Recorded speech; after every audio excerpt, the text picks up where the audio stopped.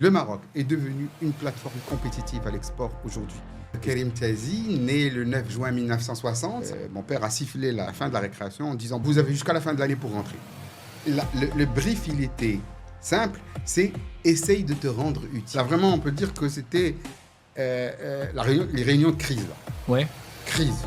Question de vie ou de mort. Oui, ceux qui pourraient s'intéresser à l'Afrique. Ouais. L'Afrique, c'est un vaste miroir aux alouettes. Et je conseille aux gens de faire très attention, très attention.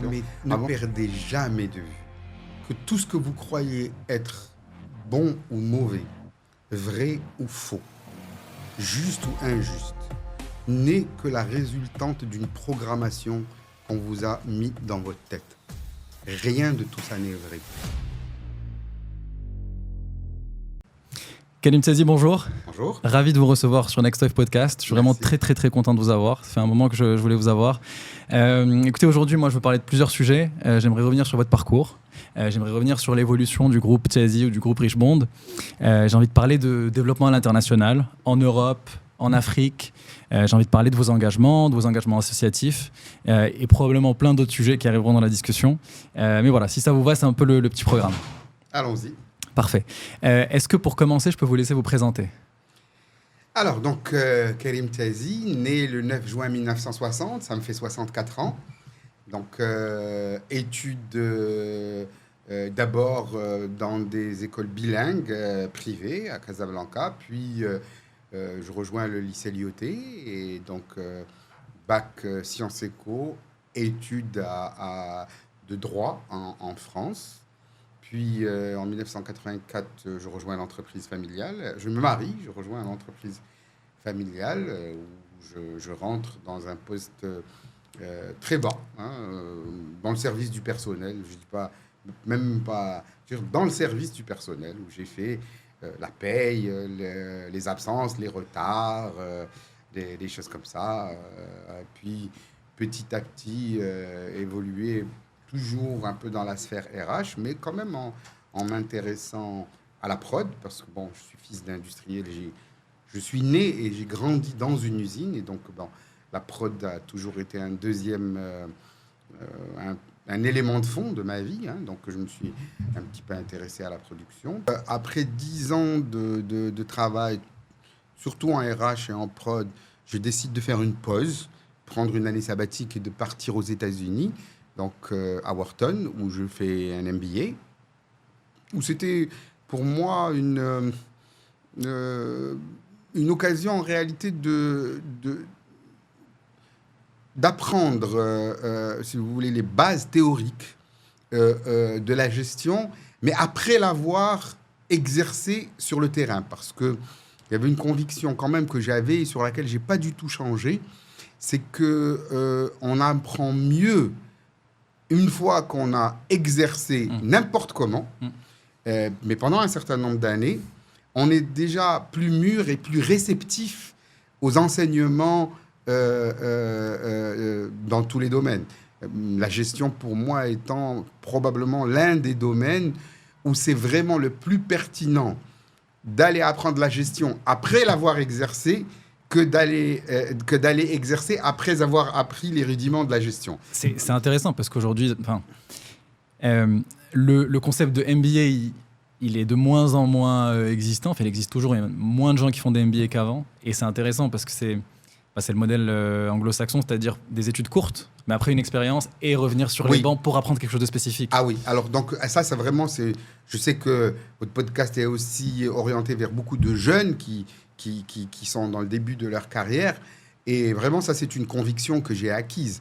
Je pense que les études qu'on fait immédiatement après post-bac, à mon avis, elles ne servent pas à grand-chose. Vraiment, elles ne servent à rien. Ce qui aurait été formidable, c'est après le bac, de continuer à faire des enseignements qui sont fondamentaux. Ouais.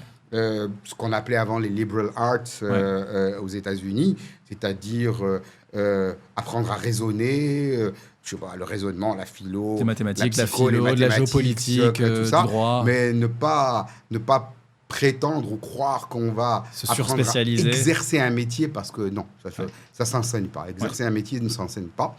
Puis ensuite, une fois qu'on a cette base de liberal arts, il faut aller se lancer dans la vie selon plutôt sa sensibilité. Et certains sont plus commerciaux que d'autres, certains sont plus financiers. On se lance à ce moment-là, sans diplôme, sans rien. Et puis, une fois qu'on a été confronté à quelques années... On va aller chercher spécifiquement des sujets. À ce moment-là, à mon avis, on a plus la maturité, on a plus le recul nécessaire pour être réceptif. Parce que, en tout cas, moi, j'ai jamais été un élève particulièrement appliqué. J'étais vraiment ce qu'on appelle un élève dissipé, qui était en classe, mais en ayant toujours l'esprit ailleurs.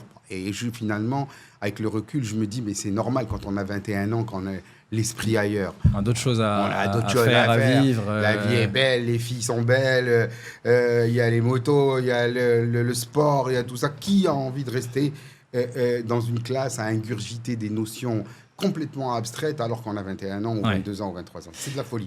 Et donc, j'avais vraiment renforcé cette conviction.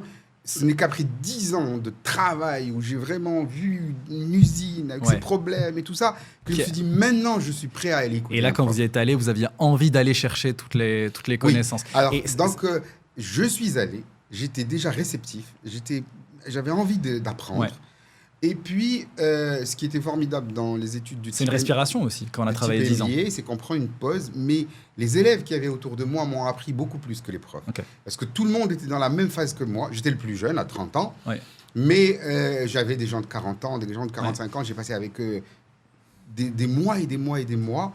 Et ils m'ont appris ce qu'eux ont vu dans d'autres domaines et tout ça. Plus, bien sûr, les conférences avec les profs, plus les études de cas, les case studies et tout ça. Et à ce moment-là, je me suis dit, oui, là, j'apprends quelque chose. Ouais. Non, c'est très intéressant. Ça appelle aussi d'autres sujets, même la formation pendant la carrière, etc., en continu. Mais c'est bien qu'on ait commencé par ça.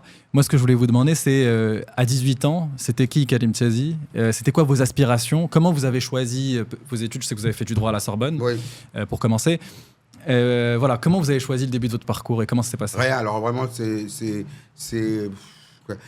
ça paraît même presque difficile à croire parce que mon père, qui est le fondateur du groupe Tiazi, qui est vraiment un pionnier de l'industrie marocaine et qui avait quand même, au moment où moi j'ai eu mon bac, avait déjà eu l'occasion de recruter et de travailler avec beaucoup de personnes. Il s'était déjà fait sa conviction. Il me disait, mais à 18 ans, t'es pas prêt à apprendre quoi que ce soit. Donc, il m'a vraiment fait clairement comprendre que ça n'était pas une grande préoccupation pour lui. Que ce qu'il voulait, c'était que j'aille faire quelque chose. Une expérience internationale. Une expérience à l'international et tout ça. Et que ta formation, elle commencera quand tu seras sur le tas. C'est au moment où tu vas revenir qu'on va commencer à te former. Okay. Et donc, au départ, j'étais un peu livré. J'avais eu un bon bac, mention. J'avais été admis à Sciences Po Bordeaux. Je ne savais pas ce que je voulais faire ou pas. Et donc... mon père ne montrant pas un grand intérêt dans ce qui était de mes études post-bac, et j'avais pas envie d'être à Bordeaux, je voulais aller à Paris, bien sûr, parce que je voulais surtout m'amuser, il faut dire la vérité.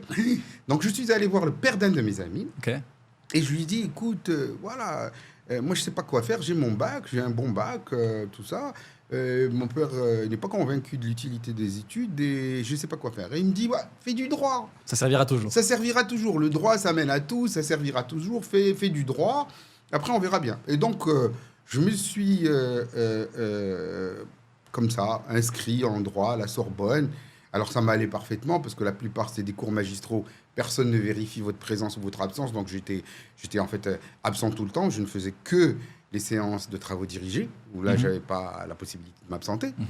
Et donc, j'en ai vraiment profité pour m'amuser, et deux, me consacrer à beaucoup d'autres choses, mais vraiment très accessoirement, m'intéresser au droit. Et ça a continué comme ça jusqu'en maîtrise. Ou alors là, je me suis dit, bon, allez, en maîtrise, il faut quand même que tu t'y mettes maintenant. Il faut quand même que tu t'y mettes... sérieusement. Donc après, en maîtrise, je me suis engagé dans un DEA. Mais patatrac, avant la fin, mon père a sifflé la fin de la récréation, en disant, bon, vous avez déjà passé assez de temps à l'étranger, Moi, je ne sais pas combien il me reste à vivre. J'ai une entreprise à passer à transmettre à mes héritiers. Donc, vous avez jusqu'à la fin de l'année pour rentrer. Vous et votre frère? Mon frère et moi-même. Et donc, mon frère, qui était aux États-Unis, qui était à la Boston University, qui préparait lui aussi un MBA, nous avons été obligés de nous plier. Et ça, comment ça s'est passé? Enfin, comment vous l'avez vécu et comment, Moi, bien. Parce que, en réalité, je me dis, bon, ça y est, c'est bon. Il y avait une discussion ou pas? Il n'y avait pas de discussion? Non. Pour mon frère, ça a été dur, parce que lui n'a pas pu décrocher son MBA, alors que, bon, il était très bien parti pour l'avoir. Donc, pour mon frère, ça a été dur. Mais rapidement, on s'est plié. Bon, il faut y aller. Et donc, il nous a fallu rentrer. Et on a été vraiment précipité dans le chaudron du travail. C'est-à-dire que c'était... Il n'y a pas eu de soft landing. Il n'y a aucun soft landing, puisqu'il n'y a même pas eu de parcours d'intégration. On ne nous a même pas formellement introduit. Ouais, ça c'est hyper intéressant. Rien. Donc ça, c'est en 1984. Oui. 1984. Avant de venir à comment ça s'est passé quand vous êtes arrivé en 1984, c'était quoi le groupe TSI en 1984? Alors, une espèce de photographie. Oui, c'est une bonne question parce que alors le groupe TSI en 1984, c'était deux entreprises. Okay. Il y en a une qui était historique, qui avait vraiment, je pense, dont les produits avaient influé sur la vie de tous les Marocains. C'était Atlas Plastique. Oui. Donc là, l'entreprise à travers laquelle iconique, la brosse à cheveux, le ballon de football, le ballon en plastique, tous les Marocains utilisaient des produits de Atlas Plastique. Et il y avait à côté d'elle le bébé d'Atlas Plastique, mais qui est devenu plus célèbre que sa maman. Qui a donné le nom au groupe. Voilà, c'était Richbond. Pourquoi? Parce que Richbond elle-même était née d'une intuition extraordinaire, c'est que la mousse de polyuréthane, qui était inconnue au Maroc, pouvait être utilisée en substitution à la laine dans la confection d'un salon marocain. Et donc, ceux qui avaient créé la mousse en Allemagne, eux, ne savaient même pas ce que c'était qu'un salon marocain. Pour eux, la mousse, c'était pour faire des matelas pour dormir et des sièges auto, ou des canapés. Et donc, quand le fondateur, lui, il a dit, moi, la mousse, ça m'intéresse, mais je vais en faire du salon marocain. Et ça a été un hit, mais alors un smash hit extraordinaire. Et donc, Richbond est né en 1964. Nous sommes arrivés 20 ans après sa naissance. Elle était déjà une marque très célèbre au Maroc, puisque c'est la première entreprise marocaine qui avait fait de la publicité à la télévision et qui avait fait de la publicité en langue arabe. Okay. Donc la marque était incroyablement célèbre. Mais on ne peut pas dire que l'entreprise était vraiment bien structurée. D'accord. On sentait que les deux entreprises tournaient autour de leur fondateur, et que le fondateur, entouré d'une petite équipe, était un peu tout. Attaquant, défenseur, goal, entraîneur, tout ça. Alors, bien sûr, c'était un industriel de génie. Il était il avait des intuitions marketing fulgurantes. Penser que la mousse pouvait sauver le salon marocain, donner Sachant que c'était très cher avant qu'il y ait la mousse, non? Oui. Non, avant la mousse. Avant la mousse, c'était la laine était, on faisait ça en laine, et la laine était tellement chère qu'en réalité, cette laine était la dot de la mariée. Voilà, c'est-à-dire que les parents d'une jeune femme doter leur fille, c'est-à-dire que le patrimoine qu'elle apportait avec elle au couple, sa partie au patrimoine du couple, c'était la laine. Et donc, elle était d'abord un produit de prestige, c'est le salon marocain. C'était un produit patrimonial. C'était plus le salon était haut, plus le couple était riche. Donc, en fait, dans les salons marocains des gens riches, on était tellement perchés que les pieds ne touchaient pas le sol. Donc, c'était connu. Et si le ménage connaissait des revers de fortune, on vendait un peu de la laine pour faire face aux petits revers de fortune. Et sitôt que ça allait bien, on rachetait vite de la laine. Donc ça a complètement démocratisé l'accès. Donc, ce qui veut dire qu'un salon marocain était hors de la portée des ménages. Il faut se rappeler, on était dans les années 60, début des années 60. Donc un salon marocain était vraiment hors de la portée de la plupart des ménages. Ouais. Et voilà, d'un coup, le principe de cette banquette longue qu'on peut mettre le long du mur et avec laquelle on fait un salon marocain, c'était beaucoup plus passe de très cher à ultra abordable. Parce que la mousse, dans les années 60, ça coûtait moins que rien. Moins que rien. Voilà, c'était hyper cheap. Ok. Hyper cheap. Et donc, voilà, on a un produit ultra abordable. Il ne nécessite pas d'être lavé tous les ans. Il ne nécessite aucun entretien. Et il vous permet d'accéder au prestige d'un véritable salon traditionnel. C'était un carton plein. C'était un carton plein. L'entreprise a cru à une vitesse exponentielle, mais de façon totalement désorganisée. Et alors, petite question avant de revenir à du coup, votre retour en 1984, retour au Maroc.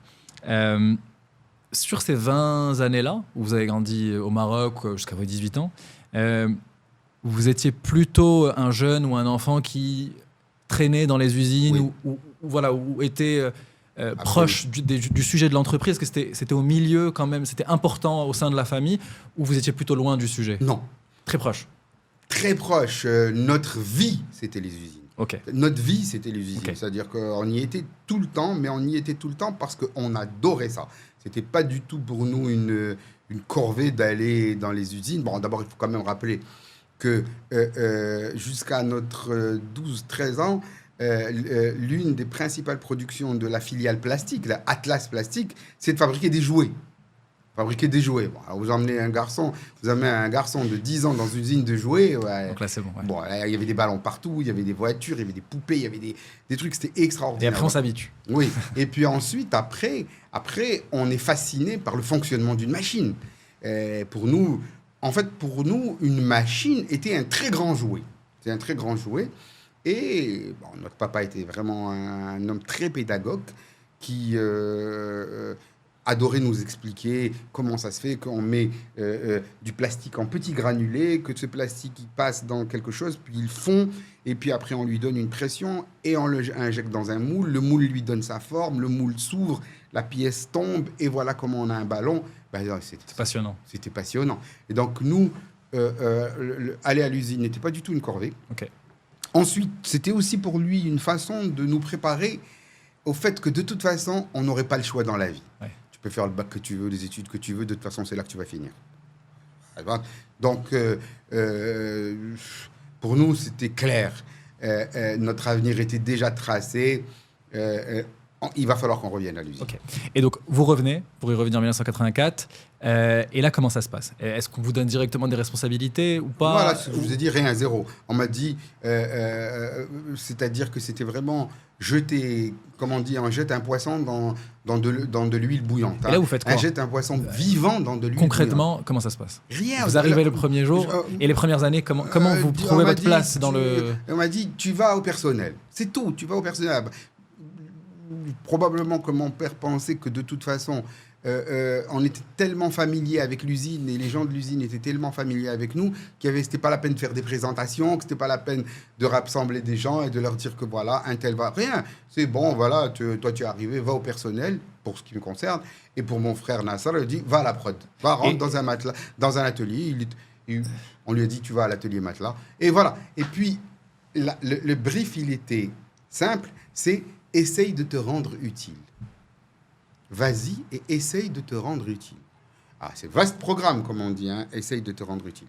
Donc, bon, on était 24 ans. Hein, je vais voir le directeur du personnel. Je lui dis, qu'est-ce que je peux faire? En quoi je peux t'aider? Tout ça, voilà, il y a un bureau, assieds-toi là. Et puis j'ai découvert petit à petit, d'abord, qu'est-ce que c'était que, d'abord, le pointage du matin. Donc, les absences. Donc, à partir du pointage, le retard, les absences, le traitement des retards et des absences, puis après, les notions de paye, paye, la passation. Parce que bon, préparer la paye, c'était à partir du 15e jour du mois, la très grande bataille. À l'époque, il n'y avait pas d'ordinateur et tout ça. On préparait la paye à la main. Il fallait prendre les fiches de pointage. Ça prenait énormément de temps.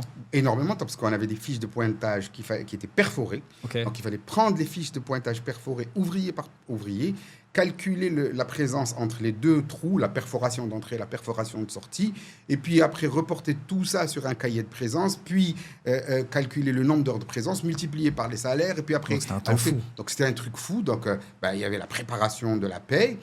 Et puis, bon, le 26 du mois, on faisait la paye. On avait l'impression qu'on avait un gros poids en moins. On avait quelques jours où on respirait. Puis après, il fallait recommencer. Alors après, très rapidement, à l'époque, Richemont connaissait une croissance assez vive.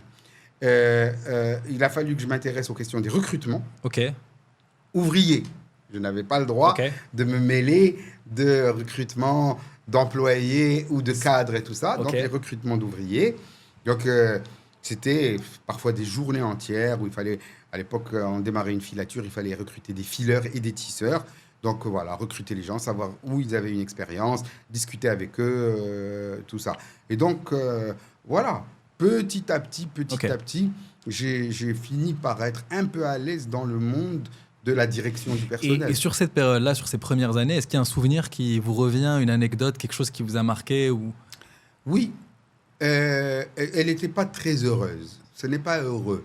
C'était mon premier constat qu'il y avait des choses qui n'allaient pas au Maroc. Je cherchais à recruter du personnel ouvrier. Ouais. Et j'étais absolument... Alors au début, moi je croyais, bon, je recrute du personnel ouvrier, donc il me faut... j'ai pas besoin du niveau bac. Oui. D'accord. Donc je croyais que je pouvais me contenter de 2 ans ou 3 ans avant le bac. Oui. Et là, ça a été le premier choc. Vraiment, le premier baffe. Qui a aussi même commencé à éveiller ma conscience politique et mon intérêt aux questions plus grandes que celles de l'entreprise. C'est que le niveau des jeunes que je recevais, alors que je voulais recruter des ouvriers, le niveau était très très bas en termes de capacité à lire et à écrire. À lire et à écrire. La lecture et l'écriture, y compris en langue arabe, parce que bon, moi j'avais fait des études bilingues au primaire et au collège, et donc j'étais parfaitement à l'aise en langue arabe. Ouais. Et donc, je disais, il n'y a pas de problème, moi, ça ne me dérange pas. Pour moi, c'est lire ou écrire en arabe ou en français. Et là, c'était le premier choc. Je sentais que, alors que je cherchais à recruter des ouvriers, le niveau des jeunes que j'avais en face de moi était très, très bas. Et que, petit à petit, pour satisfaire les besoins que m'exprimaient les chefs des ateliers. Ouais, mais moi, tu vas m'apporter un ouvrier, mais moi, il faut qu'il sache qu'au moment où on fait la passation de l'équipe A à l'équipe B, il faut quand même qu'il... Et alors là, là, pour moi, c'était vraiment... Je me suis dit, mais alors, est-ce qu'il faut que je recrute un ouvrier qui a le bac ? Alors, à l'époque, pour nous, avoir le bac, dans les années 70, c'était énorme avoir le bac. Et là, je me retrouve devant la situation où j'allais proposer un poste d'opérateur de machine à un bachelier marocain. Et pour moi, c'était vraiment, d'abord, heartbreaking, comme on dit en anglais, et puis une baffe sur la crise, ce qui, par la suite, allait s'appeler la crise de l'éducation nationale marocaine et la crise de la crise de l'école publique marocaine. Parce que moi, quand j'ai eu le bac, l'école publique marocaine était plus cotée que l'école de la mission française.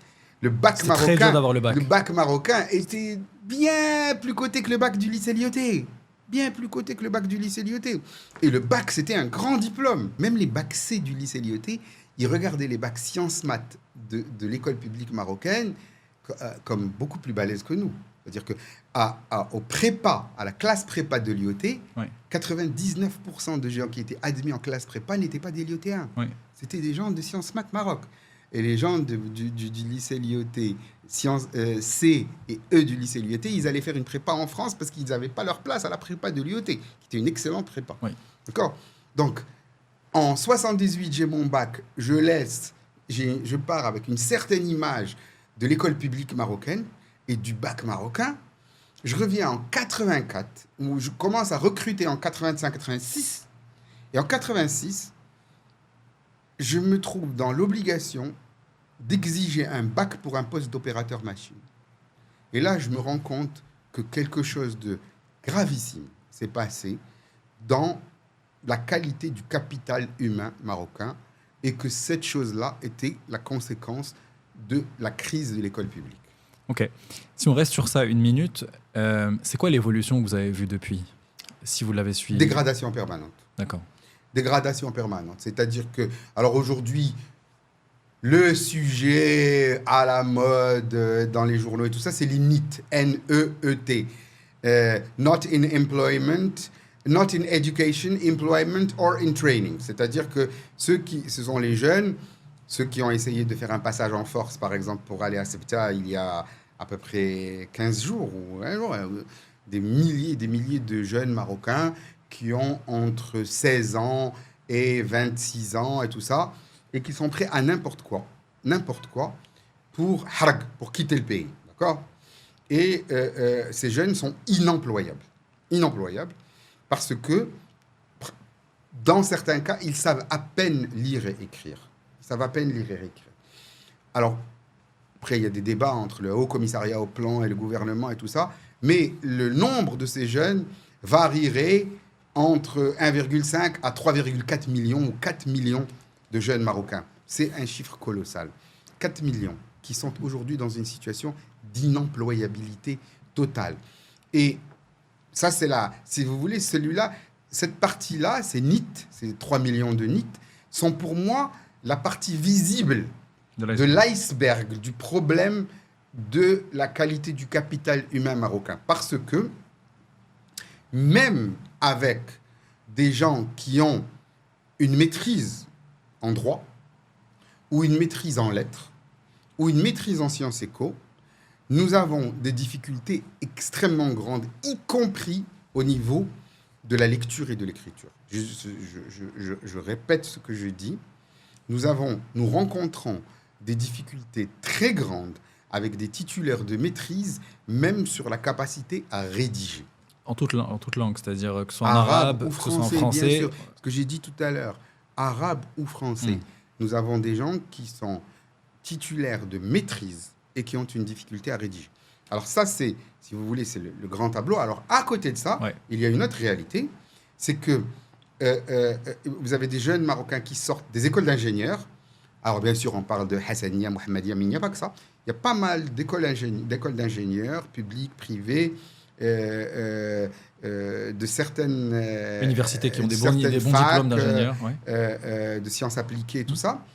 Alors eux, il y a vraiment pas mal de gens qui sont d'une grande valeur là-dedans et qui, s'ils sont bien encadrés au sein d'une entreprise où ils sont coachés, tutorés, tout ça, ont un potentiel extraordinaire, notamment, je le répète, en ingénierie, en informatique. Okay. Voilà. Donc là, c'est deux trucs, tout ça.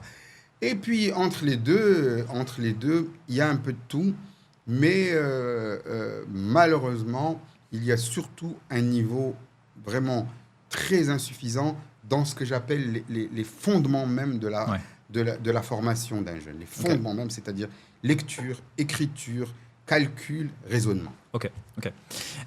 On va y revenir, mais alors pour reprendre le fil sur le développement du groupe, parce qu'on était à 1984, on a parlé des premières années, etc. Alors j'avais vu 1986, vous avez lancé une nouvelle activité, donc les huiles, donc les graisses végétales, je crois.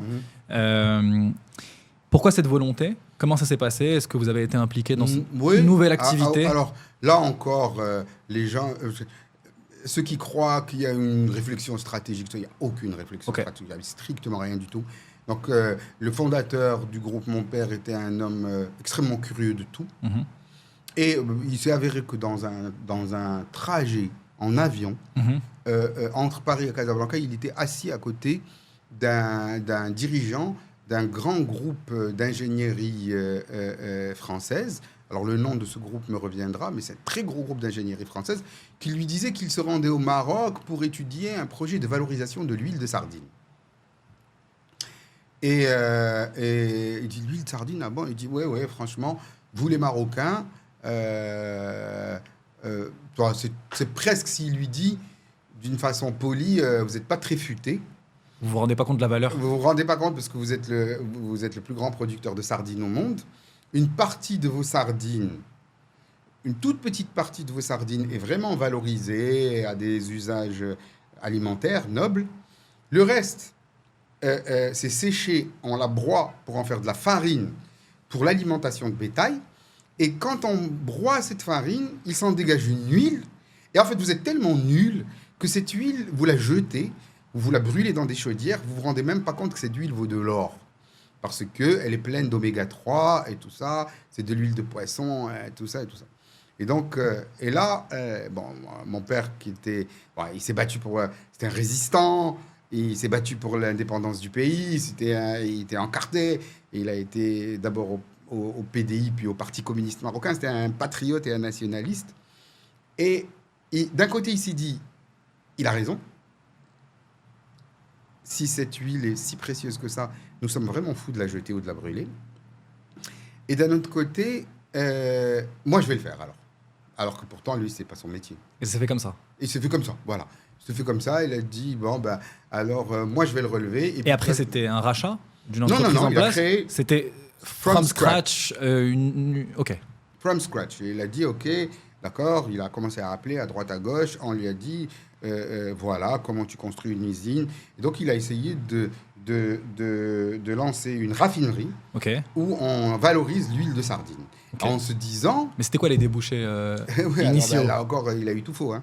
Donc, lui, il s'est dit, donc, elle est bonne, cette huile, je vais la vendre aux gens qui vont l'utiliser pour des produits alimentaires. Ouais.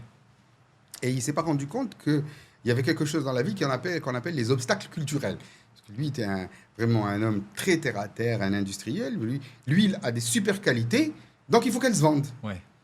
Mais les gens, quand il est allé leur dire, bon voilà, je vous propose de l'huile de poisson à mettre dans vos biscuits et dans votre margarine, ils lui ont dit, mais t'es fou, nous, on va pas mettre de l'huile de poisson dans les biscuits et dans les margarines. Il dit, mais si, elle est excellente. Alors que c'est dans des biscuits, c'était...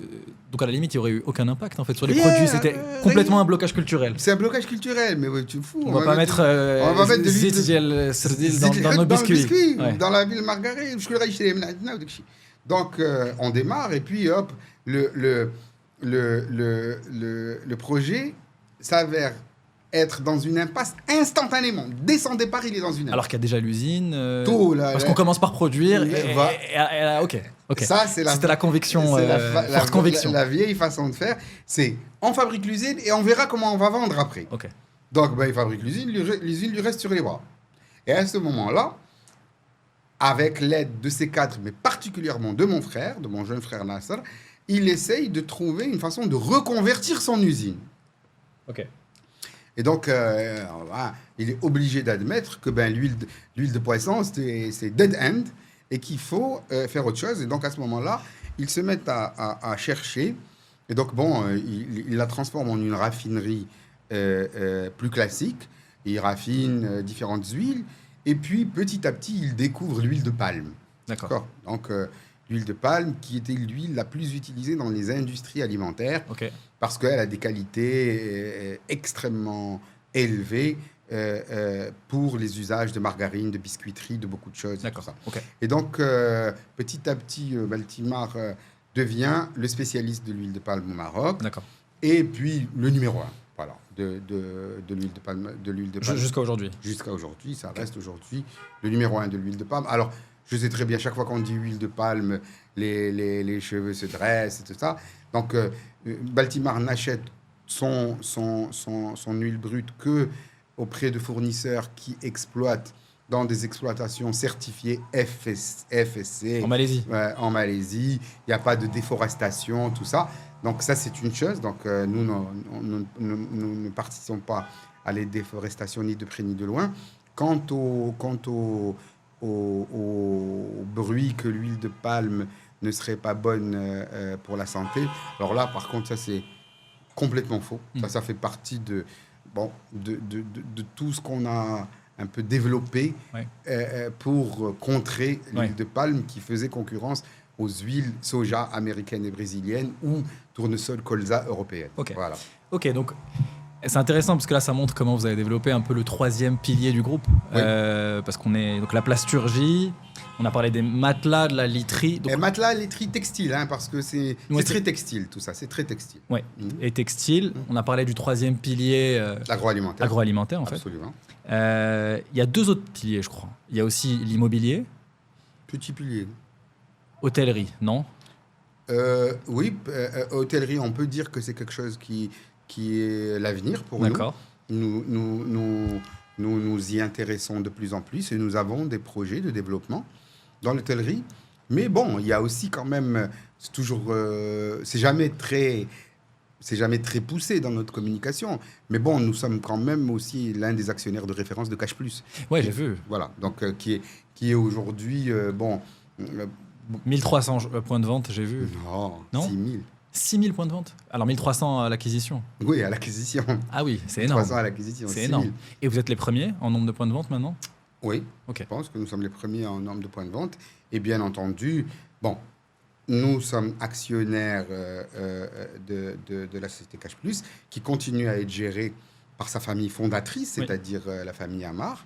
Mais nous sommes quand même, enfin mon frère et moi-même, à un niveau exclusivement de conseil d'administration et de comité de gestion, mais très très impliqués dans l'évolution, en tout cas, nous ne la gérons pas au jour le jour, d'abord parce qu'elle est très bien gérée par ceux qui l'ont fondée eux-mêmes, mais nous sommes impliqués, en tout cas au moins dans les orientations stratégiques de Cash Plus, et on essaye d'apporter, en tout cas nous, notre connaissance, parce que bon, tout le groupe Richbond est un groupe qui est, pendant 60 ans d'existence, s'est intéressé aux classes moyennes et populaires marocaines. C'est le groupe qui s'intéresse aux classes moyennes et populaires. Et je pense qu'en 60 ans, nous avons quand même appris une ou deux choses concernant les habitudes d'achat, le profil culturel, tout ça, des classes moyennes et populaires marocaines, et surtout de la femme marocaine qui est, bon, en réalité, souvent le chef du ménage. Hein. C'est elle qui dirige le ménage, c'est elle qui décide, c'est elle qui gère le budget. Et donc, nous, on a l'habitude de servir la chef de ménage marocaine, hein, la chef de ménage marocaine, dans le plastique dont elle a besoin, dans le salon marocain, dans les tissus d'ameublement, dans les matelas, tout ça, maintenant dans les cornflakes de ses enfants, tout ça. Donc, on a fini quand même par la connaître un peu, cette mère marocaine qui, entre 25 et 55 ans, si vous voulez, c'est la personne avec laquelle nous avons vécu toute notre vie. On la connaît par cœur. Et aussi, nous avons une bonne connaissance aussi du milieu rural. Bon, au départ, c'est le milieu rural qui a adopté la mousse. Hein. C'est pas les classes aisées du milieu urbain marocain. Et nous avons toujours accordé beaucoup d'importance au marché, en tout cas à la ruralité et au marché rural marocain. Et c'est aussi quelque chose... Nous avons apporté notre sensibilité à l'expansion du réseau de Cash Plus, notre sensibilité très rurale. Et voilà. Et donc aujourd'hui, elle est quand même un pan important de ce qu'est le groupe. Hein. Ok, c'est intéressant et ça appelle une question sur le cas de Cash Plus, mais plus généralement aussi. Donc, Cash Plus était détenu par un fonds d'investissement, un fonds de private equity, et donc vous avez fait une acquisition minoritaire, mais ou majoritaire, je ne sais pas, mais en tout cas d'une partie de Cash Plus auprès d'un fonds. Oui. Qu'est-ce que vous pensez aujourd'hui de la maturité du marché marocain sur ce type d'acquisition, c'est-à-dire des grands groupes qui rachètent des entreprises? Est-ce qu'aujourd'hui c'est devenu vraiment une manière de faire croître son groupe avec des acquisitions? On aurait aimé, mais on est encore loin. On est encore loin parce que, et là c'est vraiment, on va aborder là un problème qui est le cœur du cœur. Hein. C'est le rapport des actionnaires marocains, et surtout dans le monde de l'entreprise familiale, des actionnaires marocains à leur entreprise. L'institutionnalisation de l'entreprise a encore beaucoup de chemin à faire chez nous. Il y a encore beaucoup trop, on confond beaucoup trop souvent la famille avec la boîte. Et l'entreprise, aux yeux de ses actionnaires ou de ses propriétaires familiaux, n'arrive pas à émerger comme une entité distincte qui a ses intérêts et qui a sa vie et qui a ses besoins à la fois de fonds propres, de besoins de fonds de roulement, d'encadrement, de management et tout ça, indépendamment de son fondateur. Donc, tant que l'entreprise marocaine n'arrive pas à s'institutionnaliser, à se structurer, à se renforcer en termes d'encadrement indépendant de la famille fondatrice. Et donc, ce n'est pas un sujet de fonds, c'est-à-dire de fonds au niveau des fonds de private equity. Ce n'est pas un sujet plus d'exit, c'est-à-dire que le fonds ait des options après avoir, par exemple, acheté l'entreprise ou, je ne sais pas, avec des entrées en bourse, etc. Vraiment, c'est un sujet culturel au niveau de l'entreprise avant de parler de ce type d'opération. C'est un sujet purement culturel. Beaucoup de patrons... de toute façon, la gestion, l'exercice du pouvoir dans une entreprise... d'abord, la gestion, c'est l'exercice d'une forme de pouvoir. L'exercice du pouvoir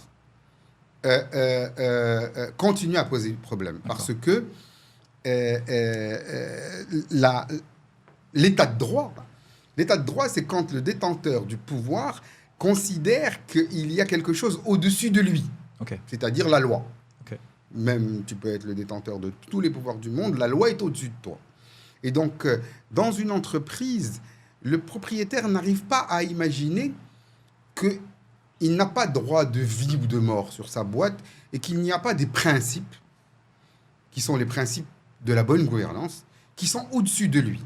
Que les principes de la bonne gouvernance, qu'ils aient été formalisés dans le cadre d'une charte ou qu'ils soient juste les principes universellement admis de la bonne gouvernance, le propriétaire d'une entreprise ne comprend pas que ces principes sont au-dessus de lui, sont plus forts que lui. Et que lui doit se plier, tout propriétaire soit-il, doit se plier à la loi de la gouvernance. D'accord ? Et donc, au statut, à la loi de la gouvernance, qui ne peut pas faire ce qu'il veut dans cette boîte. Eh bien, à partir du moment où nous sommes dans cette situation-là, beaucoup de choses deviennent difficiles. La transparence, en termes de facturation, fiscalité, tenue des comptes et tout ça devient difficile. La constitution d'équipes de management indépendants qui doivent quand même pouvoir gérer leurs services et leur direction sans que le patron vienne toutes les minutes fourrer son nez dans leurs affaires pour dire non, ça tu le fais, ça tu le fais pas, celui-là tu lui vends, ça... C'est sûr qu'au bout d'un moment, un manager, un cadre supérieur qui a une certaine valeur, s'il a le fondateur sur le dos toute la journée pour lui dire il lui dit je te remets ma démission et je me barre. Surtout que nous sommes actuellement au Maroc dans une phase où le marché du travail est très serré et où les cadres qui ont un véritable niveau de compétence et tout ça trouvent du boulot instantanément. C'est-à-dire qu'il vous quitte aujourd'hui, 72 heures plus tard, il a déjà du travail à côté. Donc, il n'y a aucune difficulté. Ça veut dire que le rapport de force n'est absolument pas en la faveur du patron propriétaire qui croit qu'il va pouvoir gérer sa boîte comme il le veut, en étant au-dessus de toutes les pratiques, de toutes les bonnes règles, de tout ça. Et malgré ça, vous trouvez un fonds de private equity qui va venir et lui dire tiens, moi je suis prêt à mettre 10 millions de dollars ou 20 millions de dollars dans ta boîte et on va la faire grandir ensemble. C'est pas possible. Le fonds de private equity, il va venir, ce qu'il doit avoir confiance. Il faut un board, il faut rentrer dans. Il doit avoir confiance dans un certain niveau de structuration et d'organisation. Structuration, organisation, transparence dans une entreprise. Et donc, il y a du travail à faire. Il y a beaucoup plus de travail à faire qu'on ne le pense. D'ailleurs, comme par exemple dans le domaine des startups. Le Maroc est derrière la plupart des pays d'Afrique en matière de start-up. On est derrière le Sénégal, on est derrière la Côte d'Ivoire, on est très loin derrière le Nigeria, derrière le Kenya. L'Afrique de l'Est. Derrière le Kenya. J'ai une entreprise au Kenya. Donc, alors, vous voyez l'extérieur et vous vous dites le Maroc est en avance sur ces pays-là. Si on voit nos infrastructures, nos routes, nos autoroutes, nos ports, nos aéroports.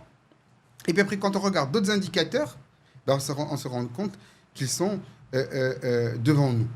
Et je pense que là-dedans, il y a certes un problème d'environnement régulatoire et législatif extrêmement handicapant au Maroc.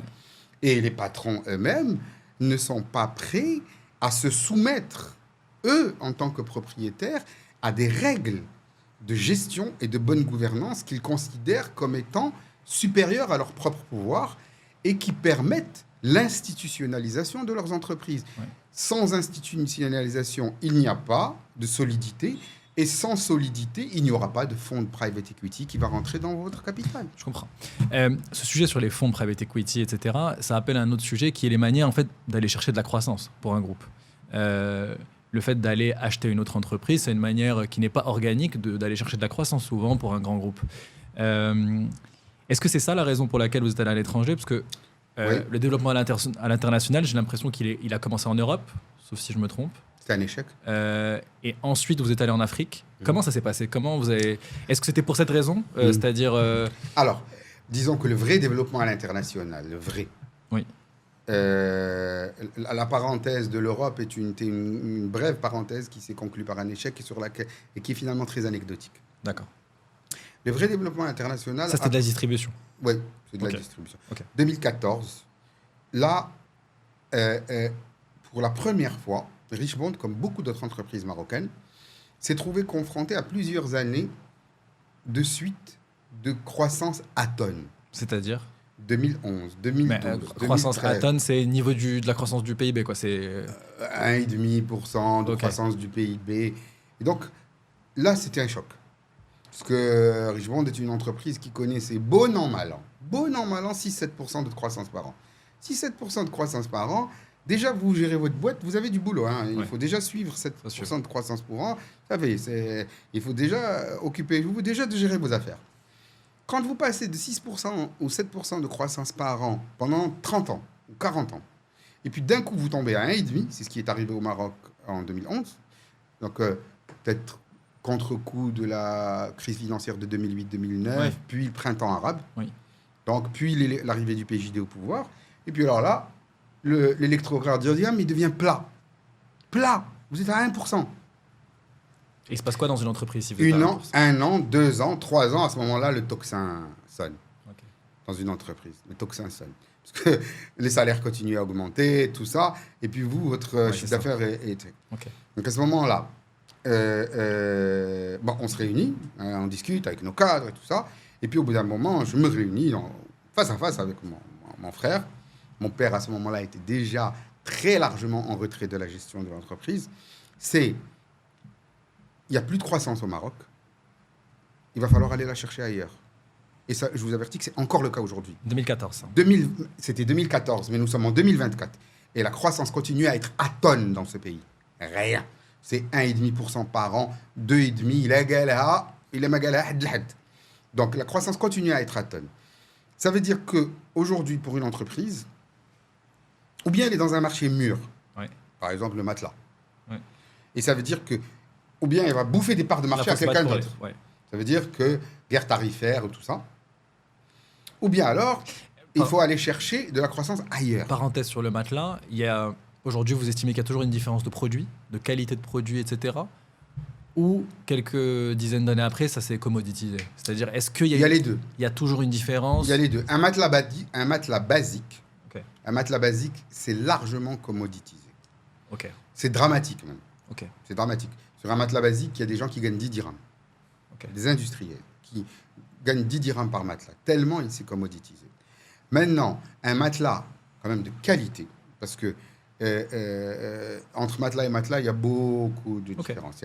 Un matelas de qualité continue à demander un certain niveau de savoir-faire, un certain niveau de métier, et puis à partir du moment où vous atteignez, disons que au Maroc, pour donner un exemple, à partir de 3000 dirhams, Ouais.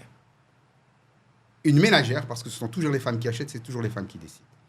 Donc une ménagère ne va pas vouloir mettre 3000 dirhams dans un matelas qui n'a pas de marque ou qui a une marque inconnue. D'accord. Ça veut dire que de 2500, le TEHT, commodity pure, et les entreprises comme Richemont, Dolidol, Simons, out. Ok. Out. Nous avons été balayés du marché. Ok. Balayés du marché. Ou bien alors, si nous y sommes au prix de revient. C'est-à-dire qu'on vend le matelas à son prix de revient. Pour être présent. Juste pour être présent, pour ne pas, ou bien pour garder un volume. Oui. Au-delà de 3000 dirhams, c'est-à-dire des matelas de 3000 à 6000, 8000 et tout ça, là, effectivement, les gens continuent à préférer une marque parce qu'ils se disent, moi, je ne vais pas mettre 3000, 4000 dirhams, dans une marque inconnue, il me faut une garantie, je veux être rassuré, voilà, tout ça, tout ça. Donc, ce qui veut dire, résultat des courses, que, à mon avis, 60% du marché du matelas a déjà disparu corps et biens entre les mains de dizaines et de dizaines de petits players. De dizaines de petits players qui se sont installés partout sur le territoire. Et 40% aujourd'hui continuent à faire l'objet d'une bataille entre les 3 grandes marques au Maroc, c'est-à-dire Dolidol, Simons et Richemont. Voilà. Mais 60%, commodity. Ok. Pour reprendre le fil, du coup, donc, voilà, faible croissance. Qu'est-ce qu'on fait Donc là, vraiment, on peut dire que c'était les réunions de crise. Là. Ouais. Crise. Question de vie ou de mort. Oui. Question de vie ou de mort. Qu'est-ce qu'on fait ? On a besoin de croissance. La croissance, c'est une drogue. C'est une drogue. C'est l'héroïne. Vous la prenez pour acquise jusqu'au moment où vous ne l'avez plus. Et à ce moment-là, le monde se renverse, le monde chavire devant vous. Okay. Et donc, à ce moment-là, on se dit, on va continuer à exercer les métiers qui sont les nôtres, comme on dit, on va continuer à l'exercer, mais dans d'autres géographies, qui sont moins avancées que nous. Et donc, nous avons décidé d'aller faire du matelas en Afrique de l'Ouest, à Abidjan, pour servir la Côte d'Ivoire, le Mali, le Burkina Faso et le Ghana, et du matelas en Afrique de l'Est, au Kenya, à Nairobi, pour servir l'Ouganda, la Tanzanie, et peut-être un jour le Rwanda, le Soudan du Sud et tout ça. Okay. Et donc, ce que je dis, ça, nous, on ne peut pas... Mais donc, on va produire là-bas. Nous produisons aujourd'hui. Nous avons 2 grandes usines. Non, mais je veux dire, c'était l'idée dès le début. Le matelas, ça ne s'exporte pas. D'accord. À moins que vous exportiez du très haut de gamme. Trop gros. En Espagne ou en Allemagne et tout ça, du matelas très haut de gamme, oui. Mais sinon, le matelas abordable pour la classe moyenne africaine, ça ne s'exporte pas. On ne peut pas supporter ce niveau. Donc, 2015. Donc, immédiatement, toute affaire cessante, 2014, je prends mes bagages et je commence à sillonner l'Afrique. 2016, on avait déjà 2 usines. Donc ça, les débuts, pour rester sur ça, quand vous prenez la décision, vous identifiez des pays, c'est-à-dire Europe, Afrique de l'Est, Afrique de l'Ouest, des pays majeurs qui peuvent servir de hub, et ensuite vous allez sur place. Alors, il y avait quand même... je suis quand même un science éco, comme on dit. Donc, moi, je voulais bien sûr des pays majeurs qui voulaient servir de hub, mais je ne voulais aucun État pétrolier. C'est-à-dire pas de Nigeria, pas d'Angola, pas de ces économies que dit que le baril il dégringole, le pays... non, des pays donc stables, relativement intégrés aux pays autour. Une économie un peu diversifiée, où les gens ont pris l'habitude, et puis surtout les gens ont pris l'habitude de bosser. Parce que, on fait plein de théories sur le développement économique, mais d'abord ça tient à une chose très simple. Est-ce que c'est un pays où les gens ils bossent ou ils bossent pas ? Parce que, on sait très bien... Par exemple, dans certains États pas très loin qui ont pris l'habitude de la rente pétrolière, c'est que déjà la population, elle ne sait pas bosser. Elle n'a pas appris à bosser. Elle n'a pas envie même de bosser.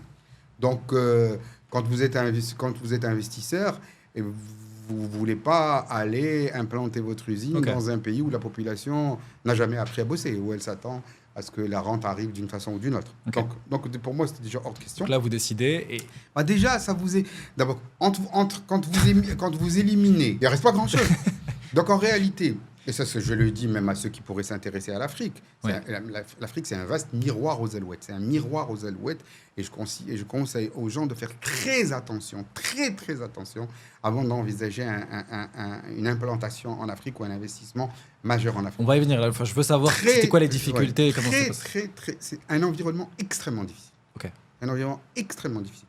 Mais disons que ce que je conseille aux gens, c'est ce qu'on appelle les failed states, les États faillis, où il n'y a pas d'État. Donc, bien entendu, il faut y aller.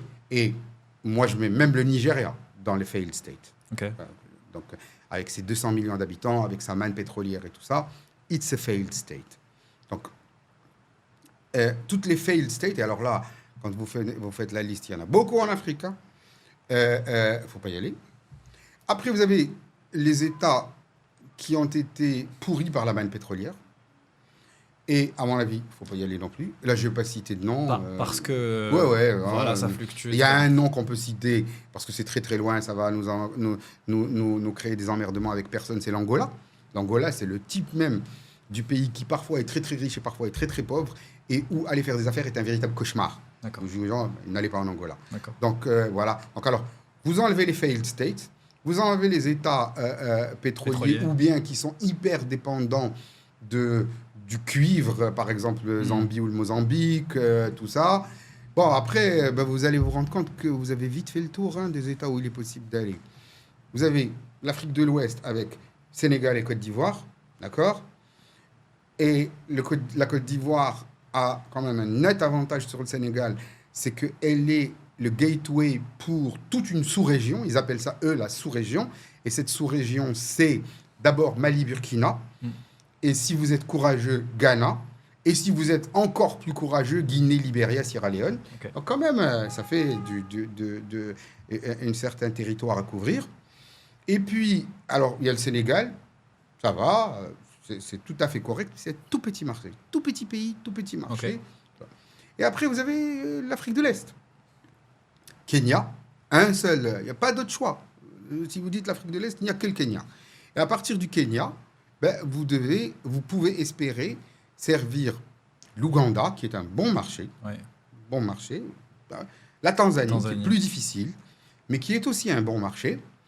Et voilà, et ça s'arrête là. Après le reste, l'Égypte, c'est très, très difficile. C'est vraiment très, très difficile. L'Algérie, n'en parlons pas. C'est out of the way. Tunisie, Libye, tout ça. Tchad, Niger. Enfin, voilà. Vous avez vite compris que quand on parle d'Afrique, on a vite fait le tour. D'accord. On a vite fait le tour. Et c'est quoi votre démarche, du coup, quand vous y allez? Vous vous implantez, du coup, en Côte d'Ivoire et au Kenya. J'avais vu, je crois qu'il y a un de deux pays où vous rachetez une entreprise. Oui, au Kenya, nous avons racheté une entreprise existante parce que, comme on a créé from scratch en Côte d'Ivoire et qu'on en a vraiment bavé sur le côté autorisation, foncier, et apurement du foncier et tout ça, on s'est dit non, on ne recommence pas ce truc-là, c'est fini, on ne crée pas from scratch. Je préfère acheter un cadavre qui existe plutôt que de créer une boîte toute neuve. Avec sa capacité de production, du coup. Oui, donc nous avons racheté une belle au bois dormant. C'était pas un cadavre, mais elle était dans le coma. Hein. Okay. Donc, alors, on a racheté une belle au bois dormant qui s'appelle Silent Night. Donc, c'est une petite entreprise kenyane qui faisait 15 millions de dirhams de chiffre d'affaires. Voilà. En exploitant une franchise anglaise qui s'appelle Silent Night, qui est une grande marque de matelas anglaise. Mais en fait, ce qu'on avait, c'est que la boîte, elle existait déjà, elle avait déjà son usine, tout ça. On a racheté, on a tout mis par terre et tout reconstruit. Okay. Tout mis par terre et tout reconstruit. On avait juste la marque. C'est tout ce la marque Silent Night. Et vous avez... La marque Silent Night et un bâtiment. Okay. C'est tout. Et on a tout recommencé à zéro. Et nous sommes en train de réétablir Silent Night comme l'acteur de référence du matelas à ressort, parce que c'est un pays où il n'y a que du matelas mousse, du matelas à ressort de milieu et de haut de gamme. Nous ne servons pas la partie basse du marché, parce qu'au Maroc, on avait suffisamment pris de claques sur la partie suffisamment basse du marché pour... Sur la Côte d'Ivoire, malheureusement... C'était le premier pays, du coup, la Côte d'Ivoire. Sur la Côte d'Ivoire, la situation n'était pas possible parce qu'il n'y a pas de culture du matelas à ressort en Côte d'Ivoire. Tout le monde n'a que le matelas mousse. D'accord. Et si vous voulez rentrer en Côte d'Ivoire, il fallait y aller avec le matelas mousse. Et 60% du marché, ce sont des matelas qui se vendent sortie usine à 200 dirhams. Ouais. À 200 dirhams, au Maroc, vous n'avez rien. Vous avez une couette. C'est ce que vous pouvez faire avec 200 dirhams.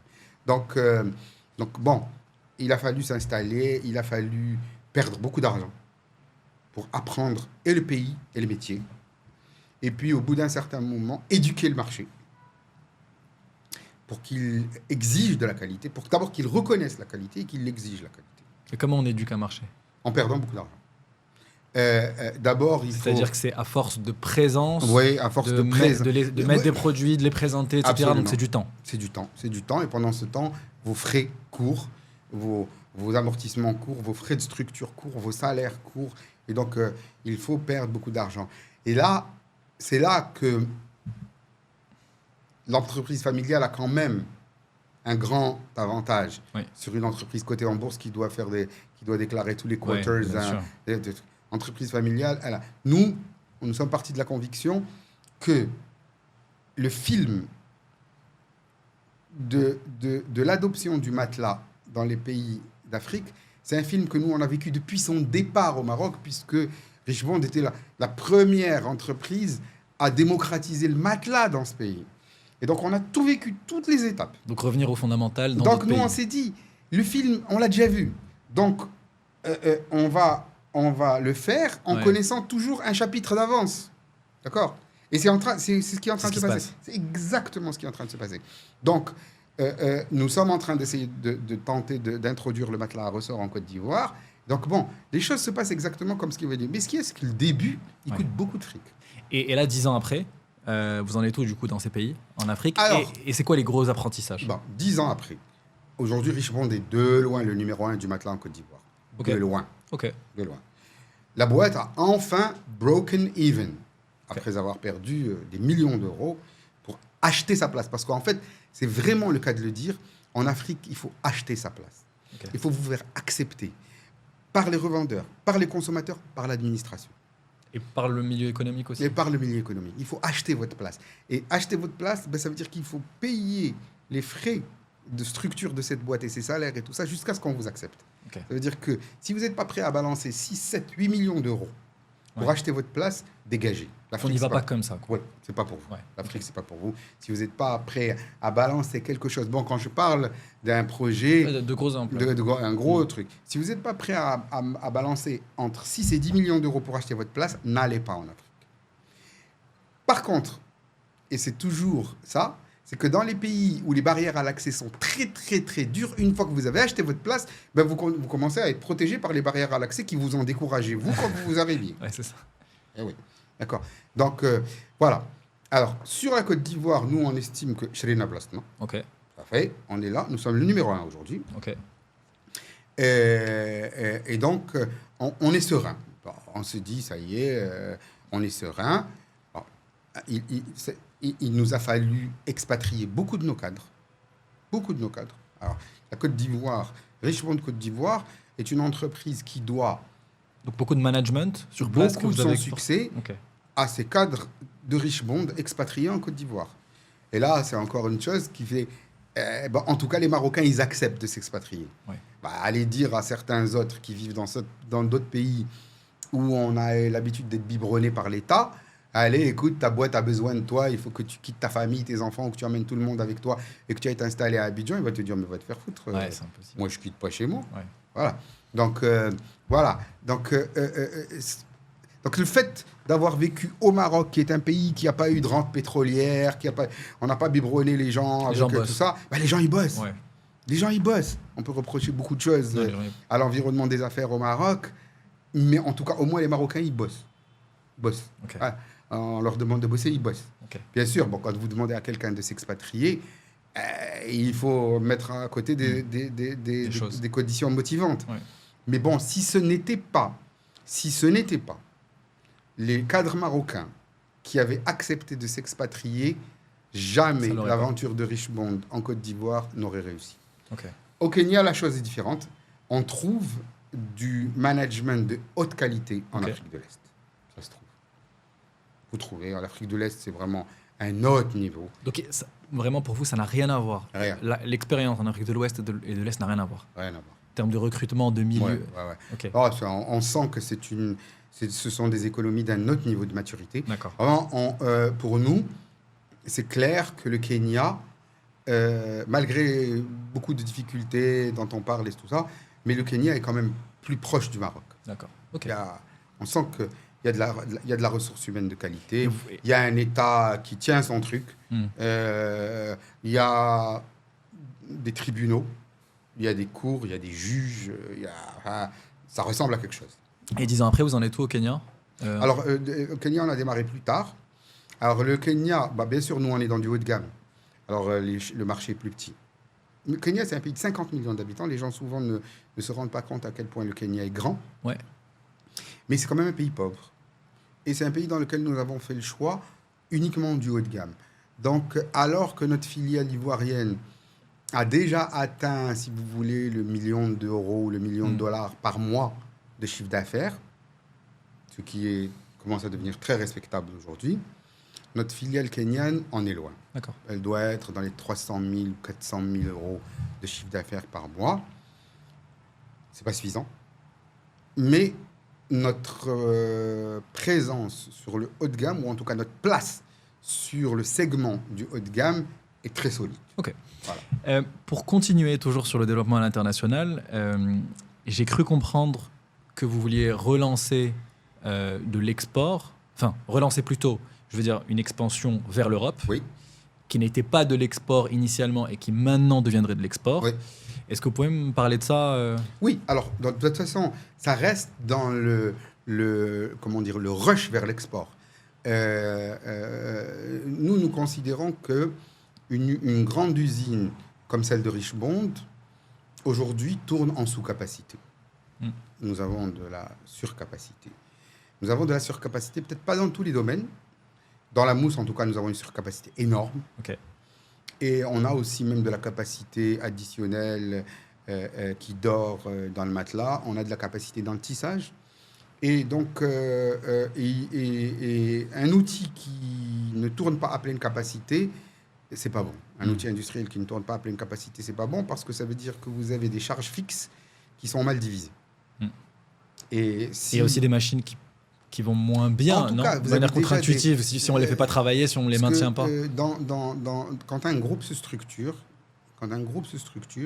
et qu'il commence à avoir des charges fixes lourdes, surtout en matière d'encadrement, la source de la rentabilité vient dans la capacité à mieux diviser ces charges fixes. Parce qu'au fur et à mesure que vous augmentez le volume, vous divisez beaucoup mieux vos charges fixes. Au bout d'un certain moment, votre marge brute devient de la marge nette. Ouais. Et voilà. À partir du moment où vous êtes au-delà de votre break-even, tout ce que vous gagnez en marginal est le bienvenu. Okay. Et donc, nous sommes sous-capacitaires aujourd'hui. Nous sommes sous-capacitaires.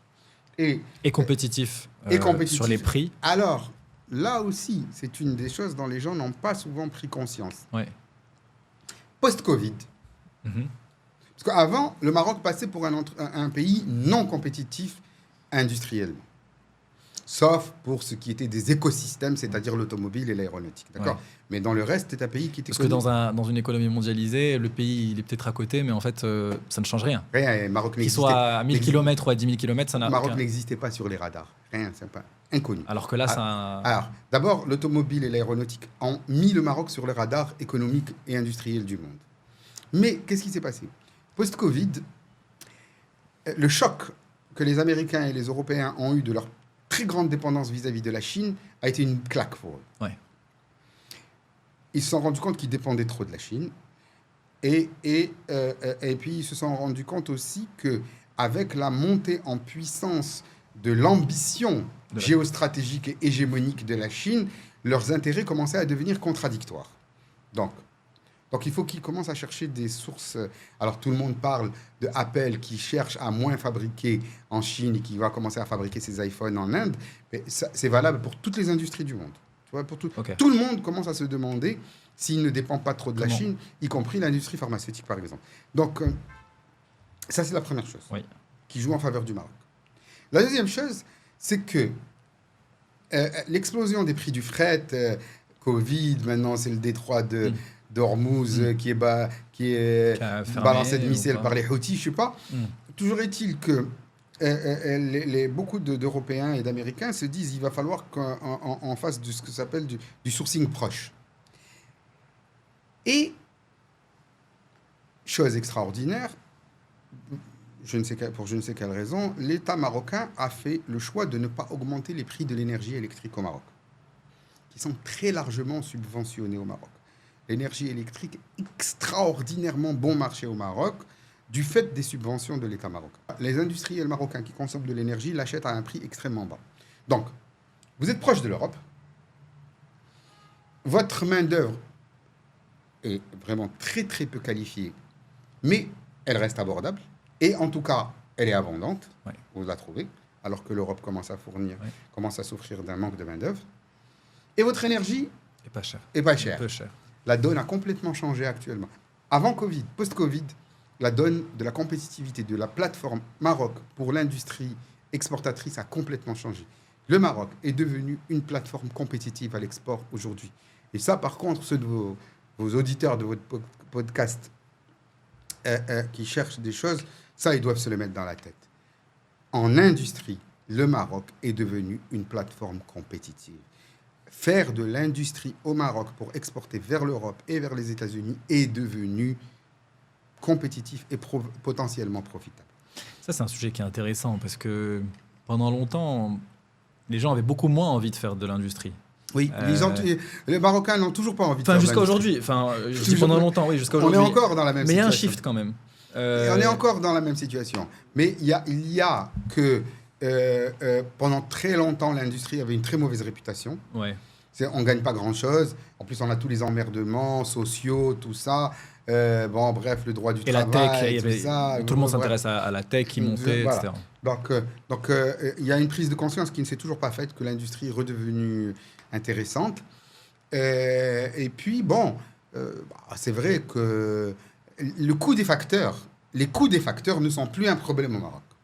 Maintenant, l'environnement des affaires, il continue à être sacrément problématique. Je veux dire, pour obtenir l'autorisation de construire votre usine, pour obtenir votre permis d'habiter, votre permis d'exploitation, continue à être une galère effroyable. Et donc, bon, alors quand en plus on sait que le droit du travail est systématiquement défavorable à l'employeur et systématiquement favorable à l'employé, bon, tout ça, ça n'encourage pas beaucoup. Et ça, en tout cas, ça entretient cette vieille image que, oh là là, il ne faut pas s'intéresser à l'industrie, c'est qu'une galère. Au Maroc, l'industrie, c'est une galère. Moi, ce que je dis, c'est que c'est faux. L'industrie, c'est devenu très, très intéressant. Bon, c'est vrai, l'environnement des affaires est très dur. Et c'est vrai que le droit de travail n'est pas favorable à l'employeur, mais ça se gère. Tout ça, ça se gère. Et ça, c'est le cas dans tous les secteurs. Oui, dans tous les secteurs, ça c'est vrai. De toute façon, quand vous êtes transparent, quand vous êtes dans la loi, le droit, il n'est pas en votre faveur. Ouais. Et c'est pour ça d'ailleurs que beaucoup de gens préfèrent rester dans l'informel, parce qu'ils disent, mais il faudrait qu'on soit vraiment dingue. Parce que dans l'informel, vous avez rien à perdre et tout à gagner. Alors que dans le formel, vous avez tout à perdre et rien à gagner. Donc pourquoi moi j'irai dans le formel ? Moi, dans l'informel, qu'est-ce qui va m'arriver ? Il ne va rien m'arriver. Quoi, bon, mais même si on me prend, je vais payer une petite amende, la CNSS, le truc. Je ferme de toute façon la baraque, je vais rouvrir ailleurs. Donc en fait, là où l'environnement n'a pas compris, c'est que l'environnement global est entièrement décourageant pour le formel et très, très encourageant pour l'informel. Donc les gens, ils te disent, mais pourquoi j'irai travailler dans la transparence totale? Ça va me coûter beaucoup d'impôts, beaucoup de charges sociales, beaucoup d'emmerdements, beaucoup de trucs. Et qu'est-ce que je gagne à faire? Pas grand-chose. Alors que l'informel, j'économise tout. Je travaille hors taxe. Mais si on prend l'industrie, là, depuis quelques années, il y a la volonté de pousser l'industrie. Oui. Est-ce que justement, les aides, les subventions, les accompagnements, est-ce que c'est quelque chose qui aide à sortir de l'informel vers le formel? Non, pas du tout. Pas du tout. Okay. Il n'y a personne qui va passer de l'informel vers le formel pour bénéficier c'est plutôt pour les nouveaux porteurs de projets. Voilà. Ouais, d'accord. C'est pour les nouveaux porteurs de projets que effectivement la charte de l'investissement peut être encourageante. Okay. Mais pour ceux qui sont confortablement installés dans l'informel, tu dis, mais moi, ce que tu vas me donner en subvention, je le gagne en une année d'exploitation, en mettant la TVA dans ma poche, en payant le salarié au black et en payant ni CNSS, ni mutuelle, ni quoi que ce soit. Ça fait doucement rigoler, ça. Ouais. Alors, avant d'aller plus sur d'autres sujets, plutôt sur vos engagements associatifs et autres, dernière question sur l'industrie. Donc, vous disiez que le Maroc est très compétitif pour l'industrie, qu'aujourd'hui, c'est intéressant de faire de l'industrie. C'est quoi vos conseils pour un jeune qui veut se lancer dans l'industrie aujourd'hui, jeune ou moins jeune, mais en tout cas, quelqu'un qui veut se lancer dans l'industrie? Bon, quand même, y aller en n'ayant aucune expérience industrielle, c'est dur. Hein. Franchement, aller apprendre quand même, passer quelques années à apprendre, non pas le métier lui-même qu'on veut exercer, mais au moins l'industrie, la gestion de prod, quand même, parce que produire, c'est une science. Mais alors vraiment, ce que je peux dire, il y a peu de choses, il y a peu de choses dans lesquelles je crois. Ou en tout cas, il y a peu de choses théoriques dans lesquelles je crois. Mais il y a bien une chose que j'ai apprise et dans laquelle je crois fermement aujourd'hui, c'est que produire, c'est une science. Ça s'apprend. Un chef de production, ça se... La gestion de production, c'est une science. Ouais. Ça s'apprend. C'est un métier. C'est très compliqué. Et on ne se jette pas comme ça pour devenir un industriel. Donc, moi, je pense qu'il faut d'abord s'imprégner de la chose industrielle, de la prod, dans n'importe quel contexte, pourvu que ce soit un contexte structuré, organisé, mais dans n'importe quoi. Automobile, aéronautique, textile, habillement, cuir, chaussures, n'importe quoi. Mais vraiment se familiariser avec la chose. Ensuite, ne pas faire les erreurs que nous avons faites, c'est-à-dire y aller la fleur au fusil, en se disant je crée l'outil, après je cherche les clients. C'est une plus grosse erreur. C'est d'abord, je comprends le marché, je commence à repérer quelques clients, je commence même à engager certaines discussions, tout ça.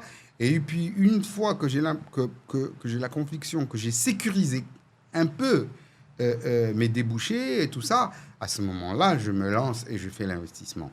Mais il ne faut vraiment pas mettre la charrue avant les bœufs. Il ne faut vraiment pas mettre la charrue avant les bœufs. Okay. Mais sinon, je le dis et je le répète, l'industrie, c'est un créneau d'avenir actuellement au Maroc. Ok, hyper intéressant.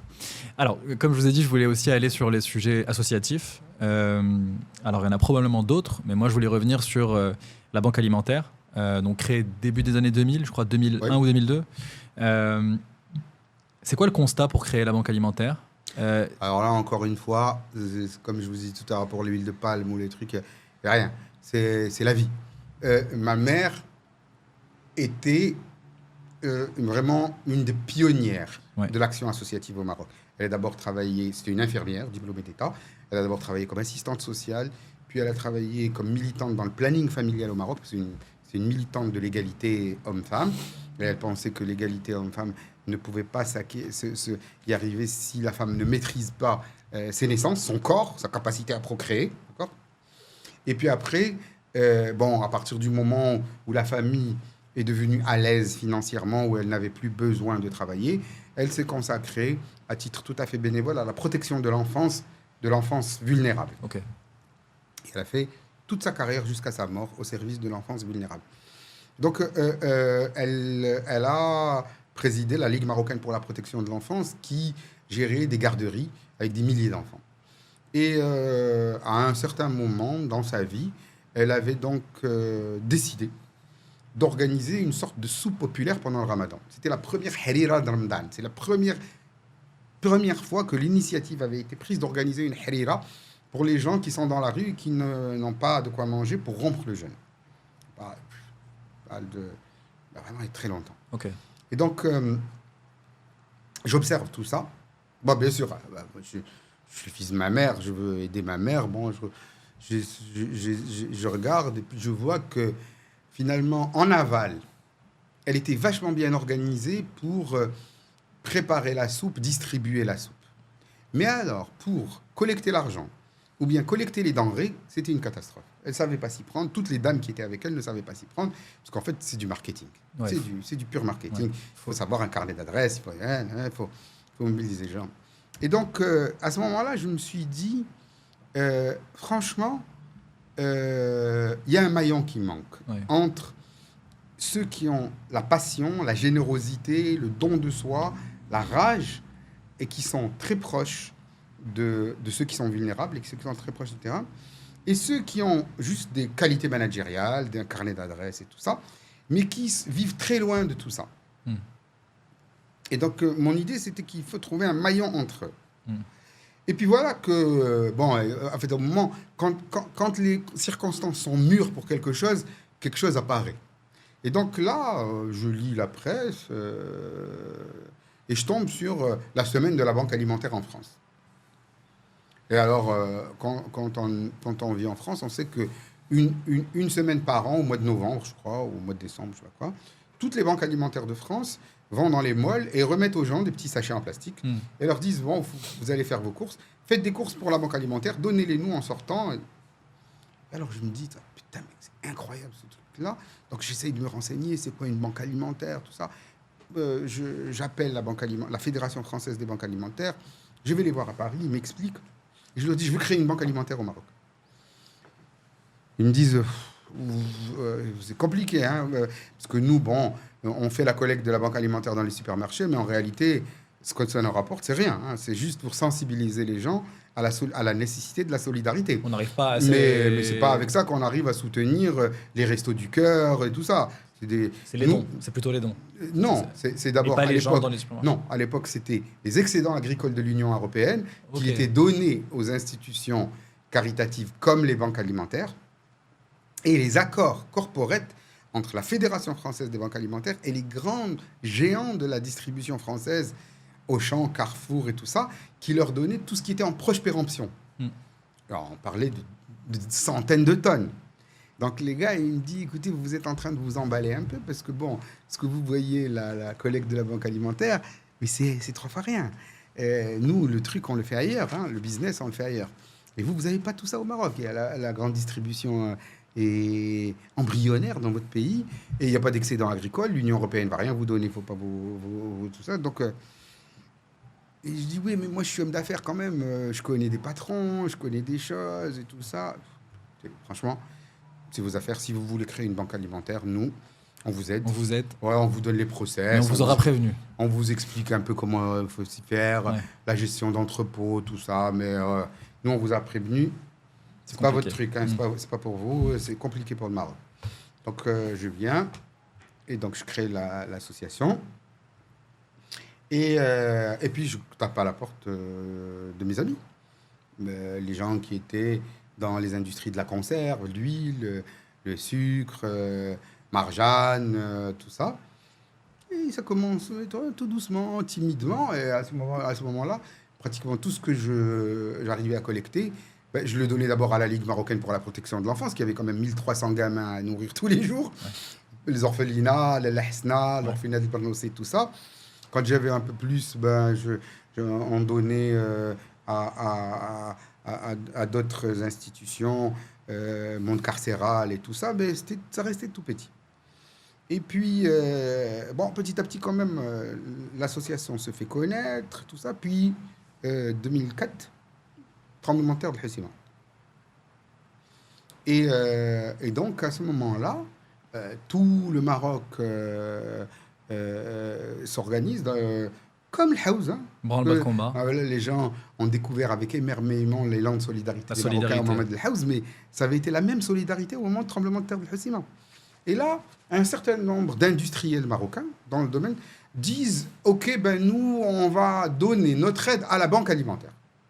Okay. » Et c'est la première fois que les Marocains se mettent à entendre parler d'une association qui s'appellerait la Banque alimentaire et qui, au début, était vraiment très peu connue.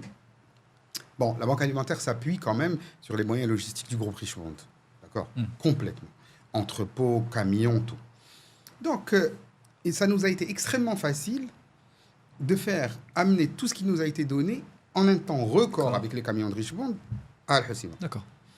Et à ce moment-là, s'est établie une image qui gestion de crise. Que finalement, la Banque alimentaire était assez efficace pour faire parvenir les dons que vous lui donnez sur place. D'accord. Pour des questions purement logistiques. Hein. C'est que vous leur donnez aujourd'hui, 48 heures plus tard, c'est déjà sur place. Ils ne savent pas pourquoi, ils ne savent pas trop pourquoi, mais en fait, ça arrive. Ça fonctionne. Donc, bon, Hoceima constitue un palier dans la vie de la Banque alimentaire. Hoceima passe, on revient à nos petits business, tout ça, mais avec... Mais plus de dons, d'accord ? On commence à élargir un peu le spectre d'action de la Banque alimentaire et à ce moment-là, on découvre ce qui par la suite est devenu le vrai métier de la Banque alimentaire, c'est d'utiliser l'aide alimentaire comme levier d'insertion ou de lutte contre l'exclusion. Parce qu'en réalité, au Maroc, si vous voulez œuvrer pour inclure quelqu'un ou pour arrêter qu'il soit exclu, il faut l'héberger. C'est toujours la même chose. Pour inclure quelqu'un, il faut l'héberger. Mais si vous l'hébergez, il faut le nourrir. Nourrir quelqu'un, ça coûte très très cher. À partir du moment où il faut nourrir, l'action commence à coûter cher. Donc en fait, dans tous les domaines, il y a plein de gens de très bonne volonté qui sont prêts à faire beaucoup de choses, mais qui tombent en panne à partir du moment où il faut acheter de la denrée. Et alors qu'on s'est dit, mais c'est ça notre métier. Nous, on est des industriels, nous, on est une association corporate. Nous, on n'est pas sur le truc, tout ça. Nous, tout ce qu'on sait faire, c'est collecter et balancer les marchandises à ceux qui savent en faire un bon usage. D'accord ? Okay. Et là-dedans, on a trouvé qu'il y avait une fenêtre qui nous paraissait idéale pour nous. C'était les foyers de jeunes filles qui commençaient à se créer à l'époque de l'initiative du mouvement féministe marocain et de l'initiative des associations de Marocains résidant à l'étranger et qui voulaient que les filles qui dépassent le certificat d'études, parce que je rappelle qu'en milieu rural, l'école primaire, enfin à côté du village, il n'y a que l'école primaire. D'accord. À partir du moment où vous avez dépassé le certificat d'études, il faut aller en ville pour aller au collège. Alors, si vous avez une tante ou une grand-mère qui habite en ville, ou un oncle, ça va. On vous envoie chez votre tante et vous allez à l'école en habitant chez votre tante ou chez votre oncle ou chez Mais votre... c'est le cas d'une partie, quoi. Mais quand vous n'avez pas, ben alors à ce moment-là, la petite ou le garçon reste au village et à ce moment-là, il est foutu. Si c'est la gamine, à 14 ans, elle est mariée et sa vie est foutue. Okay. Donc, les gens ont dit, non, on va commencer à créer des foyers de jeunes filles en ville pour que nos filles puissent étudier. Ils ont créé les foyers et puis très vite, ils se retrouvaient face à un sujet qui était terrible. Il fallait nourrir les filles 3 fois par jour. Petit déjeuner, dîner. Ouais. 9 mois par an. Ouais. 3 fois par jour. C'était beaucoup de fric. Ouais. C'était beaucoup de fric. Et les foyers se sont retrouvés immédiatement confrontés à une problématique financière énorme. C'est comment je nourris tout ce monde-là. Et donc, nous, on a décidé de se spécialiser uniquement dans cette lucarne. Rien d'autre. Nous, on va faire l'utilisation de l'aide alimentaire comme levier de scolarisation. Point à la ligne. Et surtout un levier de scolarisation de la jeune fille marocaine. Okay. C'est tout. Alors, chaque fois, c'est la même chose. Donc, il y a une catastrophe naturelle. On intervient dessus. Puis après, on revient à notre métier. Puis après, il y avait eu les vagues de froid.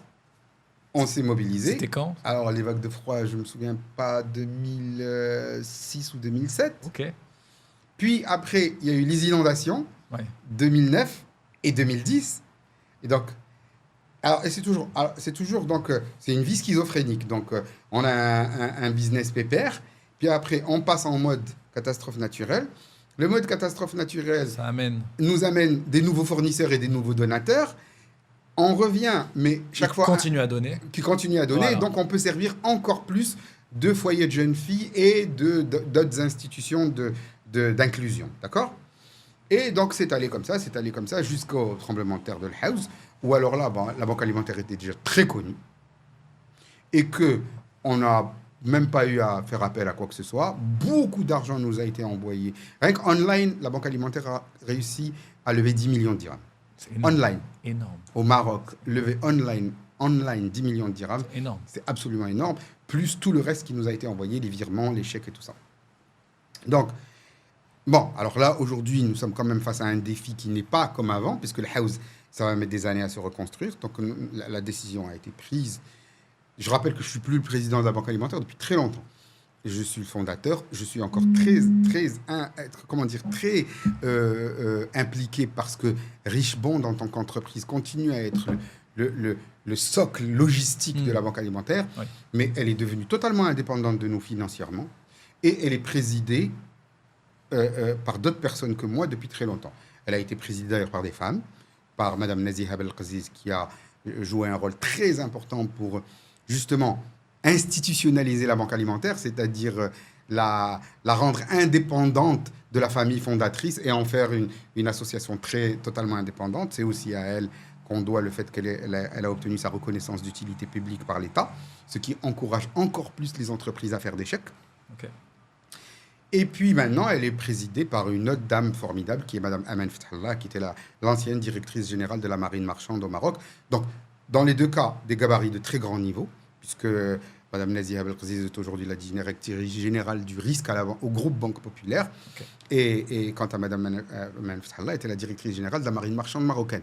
Donc, super gabarit, gestion corporate, process, on travaille. La banque alimentaire, nous, on le dit toujours, la banque alimentaire, c'est une grosse PME. Ouais. C'est une grosse PME qui récolte de l'argent, qui achète des marchandises, qui gère de l'entrepôt. On fait de la gestion d'entrepôt, c'est du warehouse management, et on fait de la livraison. C'est ça, la banque alimentaire. On fait de la livraison. Alors, c'est vrai que d'autres atouts, parce que ma vie associative, elle était aussi un peu militante, politique. Et donc ça m'a permis de construire un réseau de connaissances militantes qui nous permet de trouver plus facilement sur place la bonne association. Parce que bon, ok, vous avez de la marchandise à donner. C'est le house, les maisons sont par terre et tout ça. Les gens vous ont donné... Il faut des relais Il faut un relais local. Mm. Et un relais local de confiance. De confiance. D'accord? Ben là, ma vie parallèle de militant associatif plus politique fait que les associations qui sont droits de la femme, droits de l'homme, elles vous aident en vous disant, écoute, là-bas, il faut aller voir. Là-bas, il y a un mec, tu peux être sûr qu'il est de confiance. Ou bien il y a c'est ça, ouais. Du coup, c'est incroyable. Donc, ce que vous avez réussi à faire, c'est qu'aujourd'hui, c'est un tir de confiance. Absolument. Absolument. Alors qu'il y avait toujours le sujet à qui donner, où est-ce que ça va, etc. C'est toute une chaîne qui n'est exclusivement bâtie que sur la confiance. Les process hyper carrés n'existent que jusqu'à la sortie de l'entrepôt. Ouais. Au-delà de l'entrepôt, c'est-à-dire ou bien alors à la descente du camion. Ouais. À la descente du camion, c'est autre chose qui commence. Là, c'est la confiance. C'est un bonhomme qui vous a été recommandé par un autre bonhomme. Et vous lui donnez la marchandise et lui se charge avec Jma'a du village. C'est très important. Le monde rural marocain n'a pas attendu ce qu'on appelle la société civile ou le phénomène associatif pour s'organiser. Jma'a du village existe depuis des milliers d'années au Maroc. D'accord ? Donc, il y a le bonhomme qui va vous faire arriver jusqu'à la bonne Jma'a ou bien il y a Jma'a et il y a Jm'iyya, l'association. Okay. L'association de développement rural. D'accord. Vous avez le bon bonhomme qui va vous faire parvenir jusqu'à la bonne Jma'a ou la bonne Jm'iyya. Et à ce moment-là, vous êtes sûr que ce que vous allez faire parvenir va être bien distribué de façon équitable, qu'il ne va pas y avoir de marchandises qui va disparaître et tout ça. Alors après tout ça, nous avons appris à commencer à faire des audits, à nous assurer que, effectivement, à faire des rapports, à les envoyer à nos donateurs et tout ça. Mais pendant il y a eu une période intermédiaire. C'est la confiance. C'était la confiance pure et ça a très bien marché. C'est génial. Ça a très bien marché. Ok, c'est hyper intéressant. Et j'ai quelques autres petites questions pour finir, notamment un sujet qui m'intéresse beaucoup aussi. J'ai vu que vous avez traversé l'Atlantique en bateau, enfin à voile, c'est important. À voile, oui. C'est une passion que vous avez, la voile. La mer d'abord. Hein. Je suis pas, franchement, je suis pas. On peut pas dire que je sois un super marin. Bon, avec le temps, j'ai quand même. Oui, non, mais attends, oui. Avec le temps, j'ai quand même appris à faire une ou deux choses à travers à bord d'un bateau. Je suis à l'aise à bord d'un bateau, mais je suis pas un grand marin. C'est pas les bateaux qui sont. Bon, j'aime beaucoup les bateaux en bois. J'ai même construit 2 bateaux. Mais la technique, je veux dire, par exemple, il y a rien qui me ferait autant chier que participer à une régate. Il faut courir tout là-dedans, régler les voiles, se pencher de ce côté, se pencher de ce côté. Rien à foutre.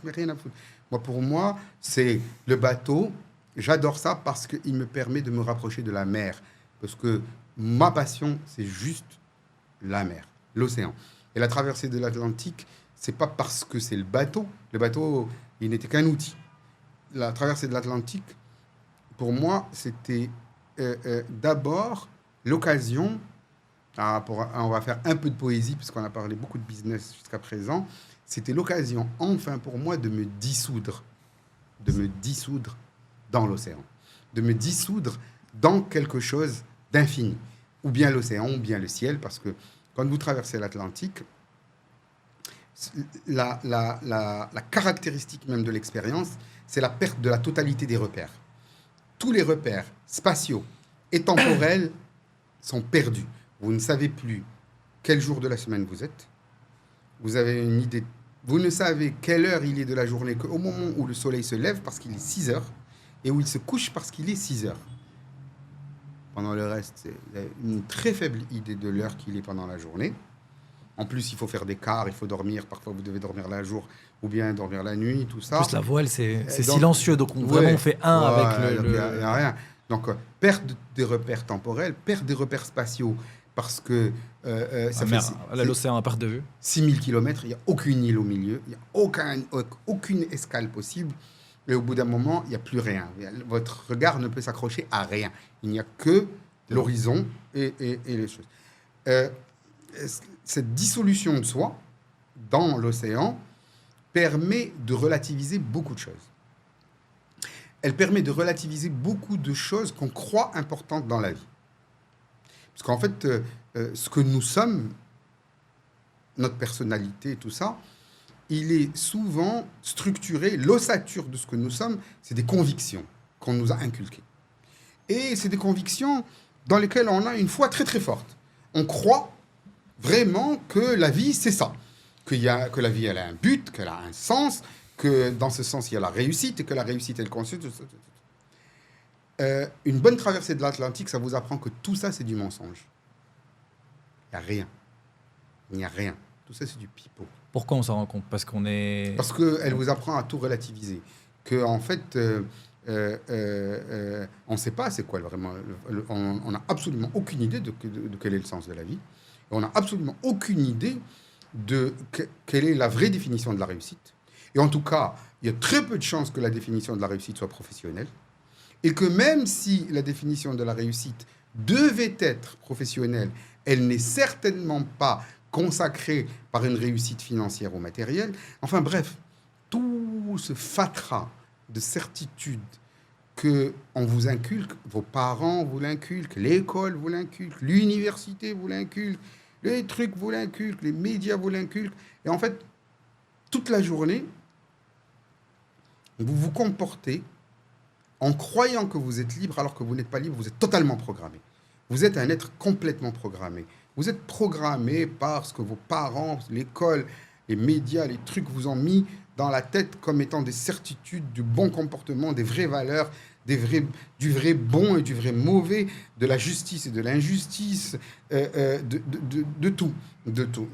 Et donc, et la traversée de l'Atlantique, si elle est bien vécue, si vous voulez, c'est dissoudre. Vous l'avez fait avec qui d'ailleurs? Alors, la première fois, je l'ai fait avec des amis, ceux qui m'ont tout appris dans la voile. La deuxième fois, je l'ai fait avec mon fils. Ok. Je devais faire la troisième fois avec mon deuxième fils. Ma maman est morte. Et donc, je ne suis pas parti. Mon fils est parti avec le fils de mes amis qui m'ont appris la voile. Mais j'espère la refaire une troisième fois avec donc mon fils qui devait partir avec moi il y a quelques années. Il y a eu un avant-après? Oui. Dans votre vie? Ouais. Sur quoi? C'est simple. Il y a eu un avant et après. C'est que, disons que... D'abord, j'ai regretté de ne pas avoir fait les études que j'aurais voulu faire. C'est-à-dire que je me suis rendu compte que si je devais aller vraiment à l'école, j'aimerais apprendre la botanique, la vie des plantes et peut-être un peu... Et que si on devait me donner une deuxième chance, cette fois-ci, je serais un meilleur... Je ferais plus attention à la physique et à la chimie. Okay. Et que si je devais avoir une deuxième chance dans la vie, j'aurais vraiment... Ça n'aurait rien changé à ma vie de fabricant de matelas. Mon père veut que je fabrique du matelas, je fabrique du matelas, il n'y a pas de problème. Mais mes études, j'aurais préféré les faire soit en botanique, soit en physique-chimie, ou en philosophie. D'accord?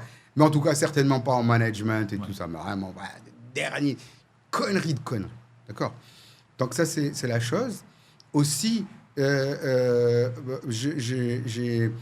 a beaucoup relativisé l'importance du travail dans ma vie. Bon, je l'ai fait parce qu'il faut le faire, mais c'est vraiment loin d'être tout. Bien sûr, quand vous êtes dans l'Atlantique, quand vous êtes au milieu de l'Atlantique, c'est votre famille qui est la chose la plus importante pour vous. Votre femme. C'est ce qui manque. Vos enfants, vos parents. Ouais. Voilà. Vous vous rendez compte qu'en réalité... Il n'y a pas beaucoup de choses, en fait. Oui, qu'en réalité, il n'y a pas beaucoup de choses qui comptent dans une vie. Il y a finalement très peu de choses, très peu de choses qui comptent dans une vie. Et ce que je peux vous dire, en tout cas, il y a eu un avant et un après pour moi. Il y a eu un avant et un après pour mon fils aîné qui, qui a fait une grande université américaine, qui était à Wharton, qui est parti ensuite à la City de Londres, qui était trader, en fait, qui était bien engagé dans cette illusion, tout ça. Arrivé de l'autre côté de l'Atlantique, lui aussi, il a réorganisé ses priorités immédiatement.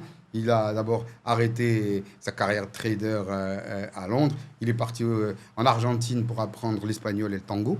Et donc, il est allé se balader au Brésil. Puis après, il est revenu en Angleterre pour faire du droit et puis rentrer au Maroc. Et il a lui aussi commencé à faire du matelas. Donc, il y a un avant et un après une traversée de l'Atlantique quand on le fait bien. C'est-à-dire que quand on est l'esprit ouvert et qu'on se dit advienne que pourra. Parce que c'est quand même une épreuve. C'est pas du tout... C'est combien de temps ?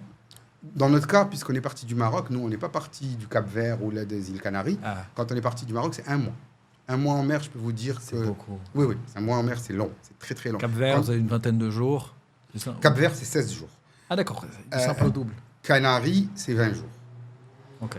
Voilà. Donc voilà, quand vous partez du Maroc et que vous traversez sans aucune escale, c'est exactement 30 jours. Ouais, c'est dur. En 30 jours, vous perdez tous vos repères, vous avez largement le temps de revoir toutes les soi-disant priorités de votre vie. Ok, c'est magnifique. J'ai une dernière question, il y a quelque chose dont on n'a pas parlé. Est-ce qu'il y a quelque chose dont on aurait dû parler ou quelque chose juste que vous voulez dire avant de finir ? Non, je crois qu'on a un peu tout vu. Je crois que vraiment la chose sur laquelle j'aimerais insister auprès des jeunes personnes qui vont voir votre podcast, parce que je sais que la plupart des gens qui écoutent et qui regardent des podcasts sont jeunes, c'est ce que je viens de dire à l'instant. Ne perdez jamais de vue que vous êtes un être programmé,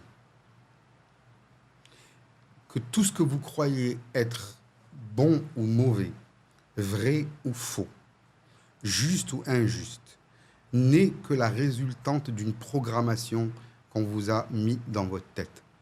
Rien de tout ça n'est vrai. Presque tout est faux d'ailleurs. Presque tout est faux. Presque tout est faux.